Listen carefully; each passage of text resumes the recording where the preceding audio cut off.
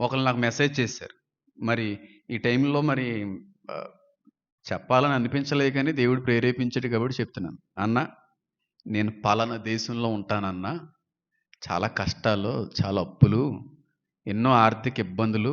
ఇంక తప్పనిసరి పరిస్థితుల్లో వేరే దేశానికి వెళ్ళి, ఇల్లుని విడిచి, ఇంటిని విడిచి, బంధువుల్ని విడిచి, కుటుంబాన్ని విడిచి, దేశం కాని దేశానికెళ్ళి పని చేసుకుంటున్నానన్నా. వాళ్ళు మంచి జీతం ఇస్తా ఉంటారు. నా బిడ్డలకి నేను పంపిస్తా ఉంటాను. కొత్తిల్లు కూడా కట్టుకున్నామన్నా. అయితే మీ దగ్గర నేను దాయకూడదు గనుక, మీ దగ్గర ఏది కూడా దాపరికాలు ఉండకూడదు గనుక, ఎన్నో నెలల నుంచి మీ వాక్యాన్ని వింటున్నటువంటి వ్యక్తిగా, ఈ ప్రశ్నకు తగినటువంటి సమాధానం మీరు మాత్రమే ఇవ్వగలరు అనేటువంటి ఒక ఆలోచన, అభిప్రాయం, నమ్మకం నాలో వచ్చింది గనుక, మీ యొక్క వ్యక్తిత్వాన్ని గమనించిన వ్యక్తిగా మీకు చెప్పొచ్చు అని అనిపించి మీకు డైరెక్ట్‌గా ఒక క్వెషన్ అడుగుతున్నానన్నా. నేను చేసేటువంటి ఉద్యోగానికి జీతం వస్తుంది. ఏ దేశంలో ఉంటానో పేరు చెప్పను. కానీ నేనక్కడ పాపం చేయవలసొస్తుందన్నా, తప్పట్లేదన్నా, ఎంత జీతం ఇచ్చినా అక్కడి జీతం ఇచ్చేటువంటి యజమానులకి, వారి యొక్క కుమారులకి నేను లోబడవలసొస్తుందన్నా, వాక్యం వింటున్నాను, దేవుడంటే భయం ఉంది, ధర్మశాస్త్రాన్ని చదివిన వ్యక్తినే.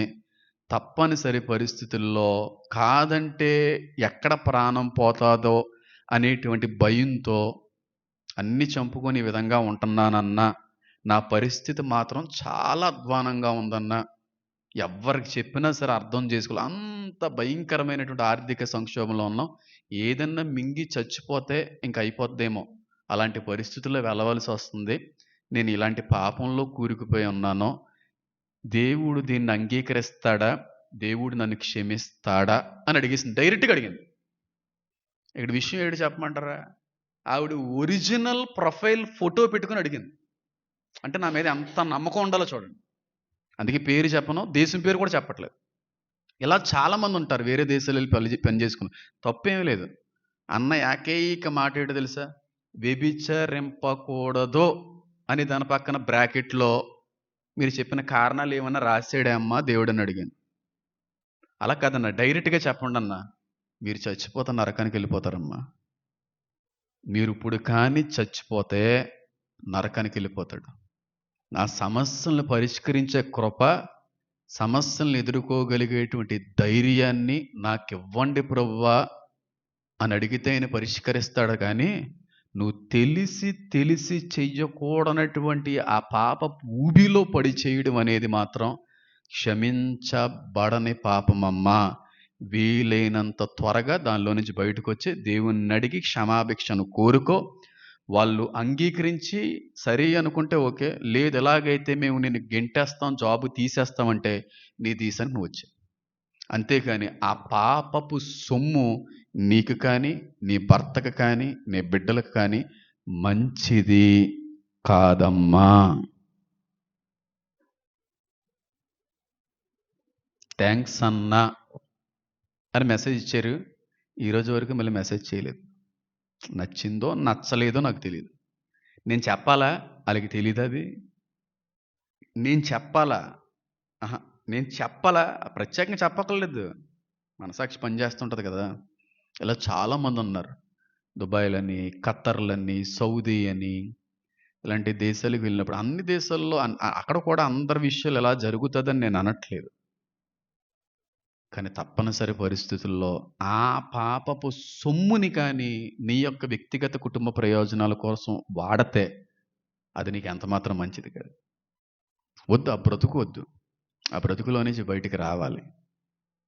తప్పని పరిస్థితుల్లో ఇంకా చేయవలసి వస్తుందంటే అది వ్యభిచారులు అందరూ ఎక్కడుంటారని ఉంది? మండు అగ్నిగుండంలో అని ఎంత క్లియర్‌గా చెప్పాడు ఆయన. నువ్వు కష్టాల్లో ఉన్నావా, ఇబ్బందుల్లో ఉన్నావా, ఇంకోటి ఉన్నావా అని. ఇప్పుడు అలాగైతే అందరూ ఆ పనే చేసుకొని బతకాలా? ఈజీ మనీ కాబట్టి. అంతే కదా!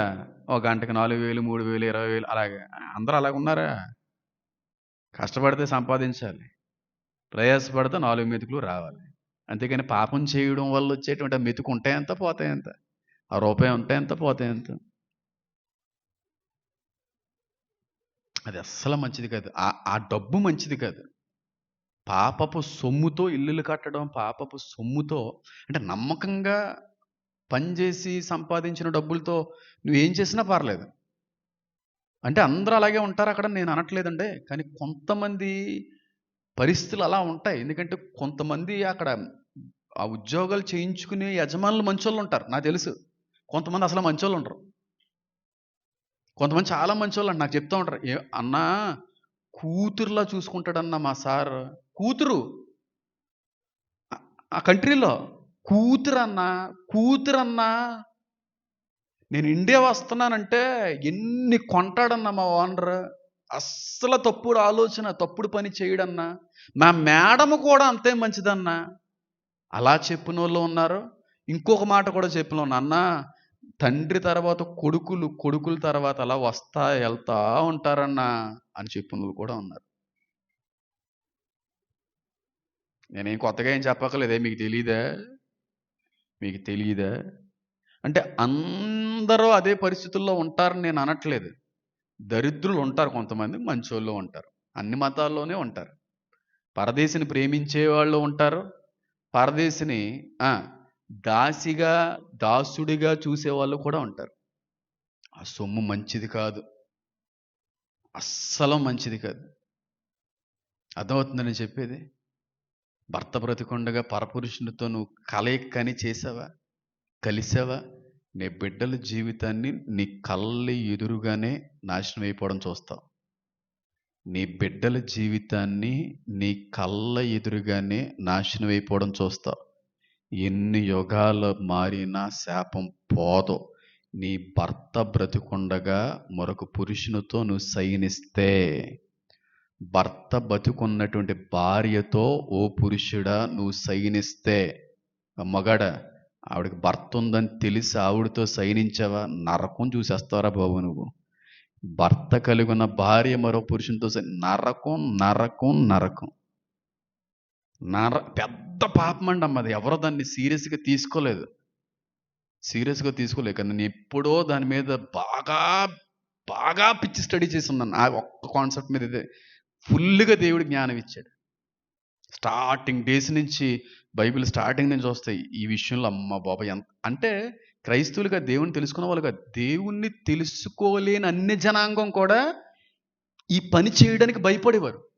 అబిమెలెకు కావచ్చు, ఐగుప్తీయులు కావచ్చు, ఫరోలు కావచ్చు, భర్త బ్రతుకుండగా భార్యతోనా అనే భయం. అంటే వాళ్ళకి కూడా తెలుసు వాళ్ళకి ఇంక క్షమాపణ ఉండదని. అంత పెద్ద పాపం అది. చాలా పెద్ద పాపం అండి. మళ్ళీ చెప్తున్నాను, ఆ భార్య భర్త చచ్చిపోతే అది వేరే విషయం, అలా చేయమన్న ఉద్దేశం కాదు. కానీ బతుకుండగా మాత్రం నేను దేవుడు చాలా పెద్ద పెద్ద పెద్ద పెద్ద పాపం. ఆ పాపం ఈ చివరి రోజుల్లో ఎక్కువైపోద్దంట. ఎక్కువైపోతుంది. జారత్వం ఎక్కువైపోతుంది. లివింగ్ రిలేషన్స్ ఎక్కువైపోతాయి. ఓయో రూమ్స్ ఎక్కువైపోతాయి. వివాహాలు కాకముందే ఈ సంబంధాలు పెట్టుకోవడం ఎక్కువైపోతుంది. ఒకవేళ ఒకప్పుడు ఏదన్నా చేసి ఉండొచ్చు. వాటన్నిటినీ కూడా, అతిక్రమాలన్నిటిని కూడా ఒప్పుకొని విడిచిపెట్టేవాడు కృప పొందుకుంటాడు. పశ్చాత్తాపం వేరు, మారు మనసు వేరు. పశ్చాత్తాపం అనగా చేసిన తప్పిదాన్ని ఒప్పుకోవడం. మారు మనసు అనగా ఒప్పుకున్న దాన్ని శాశ్వతంగా విడిచిపెట్టడం. ఇది ఈ రెండు చేయగలిగితే, దేవుని కృప నీ యందు అనుగ్రహించబడితే, నీ పశ్చాత్తాపం నిజమైతే, ఏదన్నా తీర్పు దినంలో ఏమన్నా తప్పించుకునే అవకాశం ఉంటుందేమో కానీ, లేకపోతే నిన్ను మాత్రం పైనుంచి కింద వరకు మొత్తం చీరేస్తాడు. అది మాత్రం తథ్యం. అపవిత్రులు ఎవరు? బోల్డ్ ఎంతమంది ఉన్నారు. కానీ ఒక వ్యక్తి నుంచి మరొక వ్యక్తికి అపవిత్రత సంక్రమించడానికి గల ఏకైక కారణం లైంగిక పాపం. ఇది ఒక రాకడ సూచన. ఇది కళ్ళ ముందు జరుగుతుందా లేదా? కళ్ళ ముందు జరుగుతుందా లేదా?